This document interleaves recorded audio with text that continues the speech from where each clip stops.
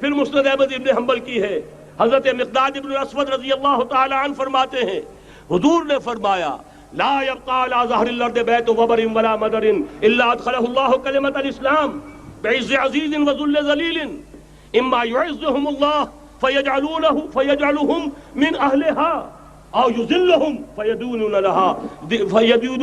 لها. یہ ہے حدیث مسند احمد ابن حنبل کی. اور حضرت مقداد فرماتے پھر میں نے کہا اچھا تب تو ہو جائے گی وہی بات وَيَكُونَ الدِّينُ كُلُّهُ لِلَّهِ، دین کل کا کل اللہ کے لیے ہو جائے گا. حدیث کا ترجمہ یہ ہے کہ حضور نے فرمایا روئے زمین پر نہ کوئی اینٹ گارے کا بنا ہوا گھر رہے گا، نہ کوئی اونٹ کے بالوں کے بنے ہوئے کمبلوں کا خیمہ رہے گا جس میں اللہ تعالیٰ کلمہ اسلام کو داخل نہ کر دے. لیکن یہ داخلہ دو طریقے سے ہوگا، بعز عزیز و ذل ذلیل، یا صاحب عزت کے اعزاز کے ساتھ یا کسی مغلوب کی مغلوبیت کے ساتھ.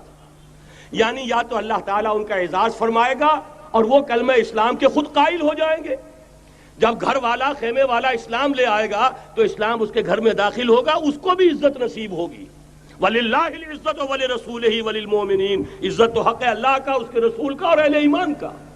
اور اگر وہ اسلام قبول نہیں کرے گا تو یوت الجزیۃ عن ید وہم صاغرون، چھوٹے ہو کر رہنا پڑے گا، جزیہ دینا ہوگا، اسلام کی بالادستی قبول کرنی ہوگی. بتائیے اس کے بعد بھی کوئی شک ہے؟ یہ ہے آسمانی نقشہ.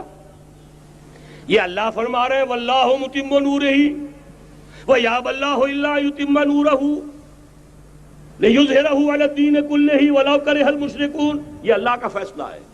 ادھر یریدون لیطفئوا ہے، یہ زمینی نقشہ ہے.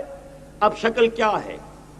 اب میں آپ سے عرض کر دوں کہ ان دونوں کے مابین جو خلا نظر آ رہا ہے کوئی شخص یقین کے ساتھ نہیں کہہ سکتا کہ اب حالات کا کیا رخ ہوگا. اس لیے کہ ظاہر بات ہے قرآن مجید میں مستقبل کے بارے میں خود حضور سے کہلوایا گیا وَإِنْ أَدْرِي أَقَرِيبٌ أَمْ بَعِيدٌ مَا تُوعَدُونَ. لوگوں مجھے معلوم نہیں ہے کہ جس بات کی تمہیں خبر دی جا رہی ہے وہ قریب آ چکا ہے یا دور ہے. وَإِنْ أَدْرِي لَعَلَّهُ فِتْنَةٌ لَكُمْ وَمَتَاعٌ إِلَىٰ حِينٍ. اور میں نہیں جانتا، ہو سکتا ہے اللہ کچھ اور مہلت دے دے تمہیں اور کچھ اور آزمائش جو ہے اس کے لیے تمہارے لیے کوئی اور مہلت عطا فرما دے، ہو سکتا ہے. تو میں بھی کسی دعوے سے نہیں کہہ رہا، لیکن دو امکانات ہیں. امکان نمبر ایک کیا ہے؟ ابھی عالم اسلام کا ایک سالڈ بلاک ہے جو یہودی ورلڈ آرڈر کی نگاہوں میں کھٹک رہا ہے. میں کھٹکتا ہوں دل یزداں میں کانٹے کی طرح. اگرچہ ان کی اسٹریٹجی کیا ہے؟ ایک ایک کر کے ان کے حصے بکھرے کر کے تیا پانچا کرو. ابھی وہ بلاک کون سا ہے؟ ایران ہے، افغانستان ہے، پاکستان ہے اور روسی ترکستان سے آزاد ہونے والی جو ریاستیں ہیں. یہ ایک سالڈ بلاک. یہ عجمی مسلمان عربی نہیں، عربی گئے، یہ نوٹ کر لیجئے. اس لیے کہ عربوں کو اللہ نے فضیلت دی تھی، محمد ان میں سے تھے صلی اللہ علیہ وسلم، یہ رتبہ بلند ملا جن کو مل گیا. لیکن ساتھ ہی اللہ نے دھمکی بھی دے دی تھی سورہ محمد میں ان تتولوا یستبدل قوما غیرکم، اگر تم پیٹھ دکھا دو گے اس مشن کو جو ہم نے تمہارے حوالے کیا ہے، تمہیں ہٹائیں گے، کسی اور کو لے آئیں گے.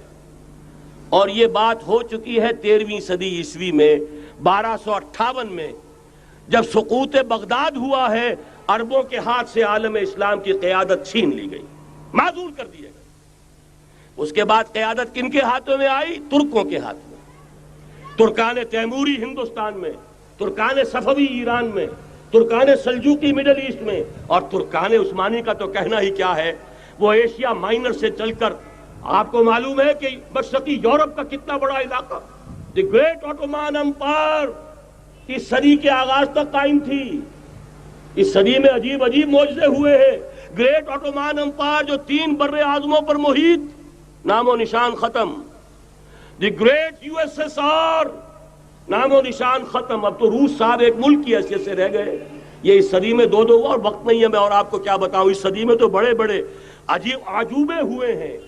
بڑی بڑی 2 عظیم جنگیں ہو چکی ہیں، تیسری جو ہے سر پر کھڑی ہے، دور نہیں ہے، جس کو حدیث میں کہا گیا ہے الملحمۃ العظمی، تاریخ انسانی کی عظیم ترین جنگ.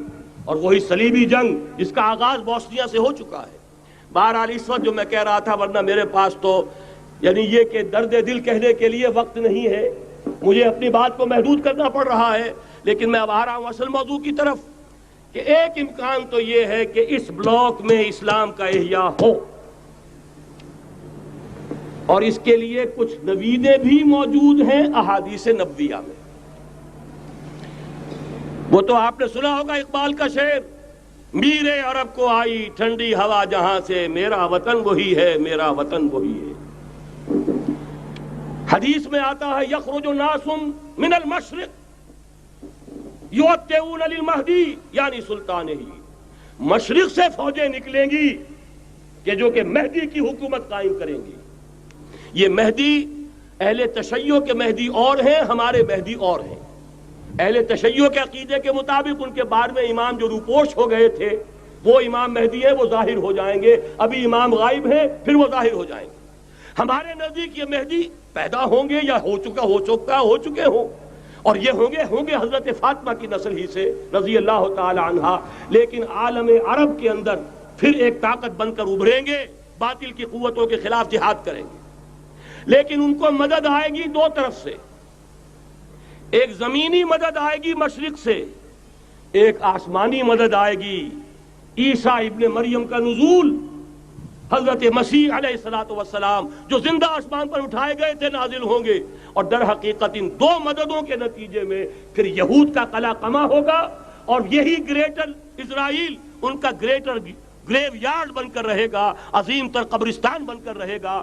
اس کی بڑی واضح حدیثیں موجود ہیں، اس کی بڑی تفصیلی خبریں موجود ہیں، یہ احادیث کی کتب کے اندر، بدقسمتی سے ہماری اس کی طرف توجہ نہیں ہے۔ ایک تو یہ ہو سکتا ہے، اسی طریقے سے ایک اور حدیث ہے، یخرج من خراسان رایات سود، اور یہ مسلم شریف کی روایت ہے، نوٹ کیجئے گا، نہیں ترمذی شریف کی روایت ہے، یخرج من خراسان رایات سود لا يردها شيء حتى تنصب بإيلیا۔ اور خراسان حضور کے زمانے میں آج کے افغانستان کا نام تھا۔ یہ افغانستان میں جو جہاد ہوا ہے، غلطیاں ہوئی ہیں اور غلطیوں کا خمیازہ بھگت رہے ہیں۔ یہ تو اللہ تعالیٰ کی سنت ہے جس میں اللہ نے صحابہ کو بھی ایگزمپٹ نہیں کیا، غلطی کی سزا دی ہے۔ 35 صحابہ کی غلطی غزوہ احد میں ہوئی، جہاں سے حکم تھا کہ مت ہٹنا، 50 میں سے 35 ہٹ گئے، نتیجہ کیا نکلا؟ فتح شکست میں بدل گئی، 70 صحابہ شہید ہو گئے۔ اللہ تعالیٰ نے فرمایا وَلَقَدْ صَدَقَكُمُ اللَّهُ وَعْدَهُ إِذْ تَحُسُّونَهُم بِإِذْنِهِ حَتَّىٰ إِذَا فَشِلْتُمْ وَتَنَازَعْتُمْ فِي الْأَمْرِ وَعَصَيْتُم مِّن بَعْدِ مَا أَرَاكُم مَّا تُحِبُّونَ۔ مسلمانوں ہم سے گلہ نہیں کر سکتے، ہم نے اپنا وعدہ سچا کر دکھا دیا تھا جبکہ تم انہیں گاجر مولی کی طرح کاٹ رہے تھے، لیکن جب تم ڈھیلے پڑ گئے، تم نے ڈسپلن کو توڑا، تم نے اختلاف کیا تو سزا دی ہم نے۔ تو اگر صحابہ کرام رضوان اللہ تعالی علیہم اجمعین خیر الناس بعد الانبیاء، پوری نوع انسانی کے اندر انبیاء کے بعد بلند ترین انسان، اگر ان کی بھی غلطی کا خمیازہ جو ہے اللہ نے چکھایا، کیوں چکھایا؟ ضروری تھا، آئندہ کے لیے سبق ہو جائے۔ یہ وَلِيُمَحِّصَ مَا فِي قُلُوبِكُمْ، تاکہ تمہارے دلوں کے اندر اگر کہیں کوئی کھوٹ ہے اور پاک کر دیں ہم۔ اس لیے بہرحال غلطیاں ہوئی ہیں افغانستان میں، ایک امام کے ساتھ بیعت نہیں تھی، بلکہ بدقسمتی اور بڑھ کر یہ ہے بیعت کر کے توڑ دی۔ عبد الرسول سیاف صاحب کے ہاتھ پر ہمارے پاکستان کے 7 گروپ جو تھے، انہوں نے عین حرم میں بیٹھ کر بیعت کی اور پاکستان آ کر بیعت توڑ دی۔ سزا اس کی مل رہی ہے، آپس کی خانہ جنگی یوں ہی نہیں ہو رہی، کوئی سبب ہے، لہذا یہ سزا تو ملے گی، لیکن جتنا خون یہاں پر خلوص کے ساتھ دیا گیا ہے اس کی مقدار بھی کم نہیں ہے۔ یہاں سے خیر برآمد ہوگا۔ اور دوسری بات اپنے بارے میں نوٹ کر لیجئے، یہ پاکستان، بچا کھچا Pakistan, what remains of Pakistan, یہ اصل میں ہے کیا؟ مولانا بہت خوبصورت انداز میں فرما رہے تھے، یہ 313 نہیں تھے، اسلام تھا۔ اسی طرح نوٹ کیجئے، پاکستان نہیں ہے، 4 صدیوں کی تجدیدی مساعی کا حاصل ہے۔ آپ نے کبھی نوٹ کیا ختم نبوت کے بعد اب سب سے اونچا منصب کس کا ہے؟ مجددین.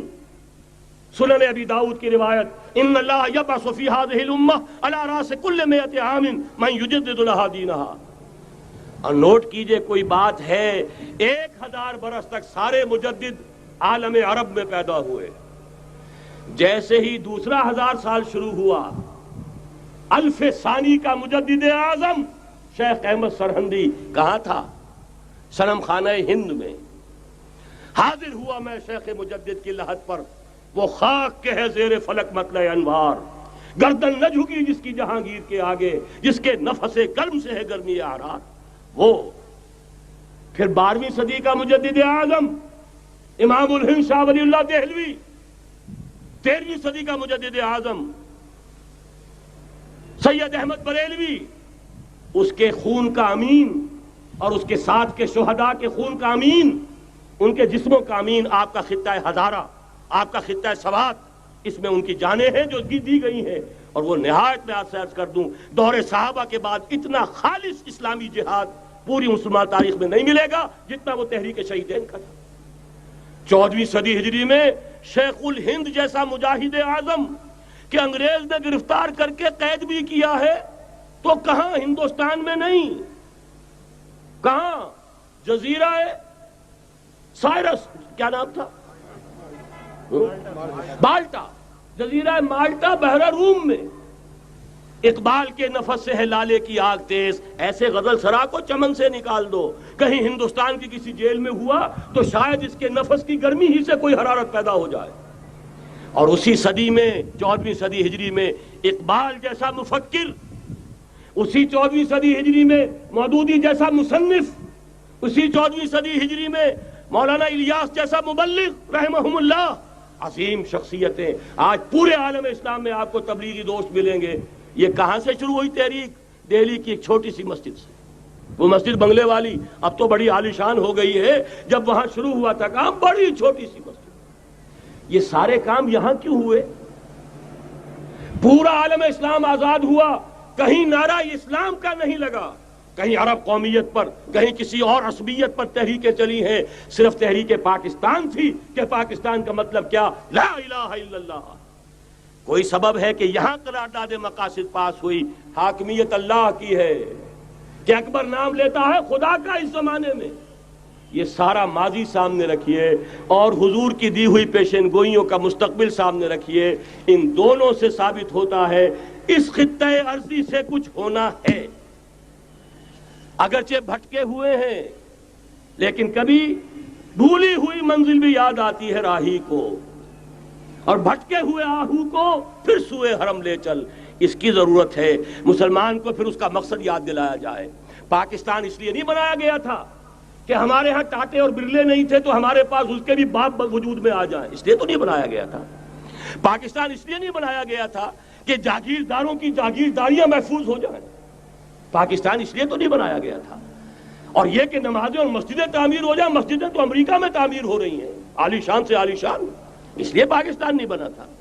آج بھی مسلمان، میں معذرت سے عرض کر رہا ہوں مولانا سے، آج بھی بھارتی مسلمان کی ایوریج نمازی ہونے کے اعتبار سے پاکستانی مسلمان سے کہیں بہتر ہے. آج بھی برقع نظر آ جائے گا تو ہندوستان میں نظر آ جائے گا. میں نے اپنی آنکھوں سے دیکھا چند سال پہلے جب مکہ مسجد حیدرآباد دکن میں 3 دن مسلسل میری تقریریں ہوئی ہیں، 10,000 مرد اور 5,000 خواتین، اور ان میں سے کوئی بغیر برقعے کے نہیں تھی. ایک سیلاب نظر آ رہا تھا برقعوں کا کہ جب جلسہ ختم ہوا ہے رات کے 12 بجے 3 دن تک متواتر. یہاں کہاں نظر آئے گا برقع آپ کو؟ یہاں تو جس کے بعد 2 پیسے ہو گئے اس نے سب سے پہلے برقع اتار کے پھینک دیا. معلوم اچھی طرح سمجھ لیجئے یہ چیزیں تو وہاں زیادہ ہیں یہاں کی نسبت. اصل ضرورت تھی کہ یہاں اس نظام کو قائم کیا جائے، وہ نظام عدل اجتماعی، وہ جس میں حریت ہو، جس میں عام آدمی بھی خلیفہ وقت کو ٹوک سکے. یہ کرتا کیسے بن گیا؟ ایک خاتون بھی کھڑی ہو کر دامن پکڑ لے، عمر تمہیں کیا حق ہے کہ ہمارے مہر کے اوپر پابندی لگا رہے ہو، جبکہ اللہ نے نہیں لگائی. اللہ قرآن میں قنطارہ کا لفظ استعمال کر رہا ہے. ڈھیروں سونا دے دے کوئی شخص اپنی بیوی کو مہر کے اندر، طلاق دیتے وقت اس میں سے کچھ نہیں لے سکتا. آپ کون ہوتے ہیں ہمارے حق کے اوپر پابندی لگانے والے؟ اور عمر نے کہا آج ایک بڑھیا نے وہ اب عمر کو دین سکھایا، آرڈیننس واپس.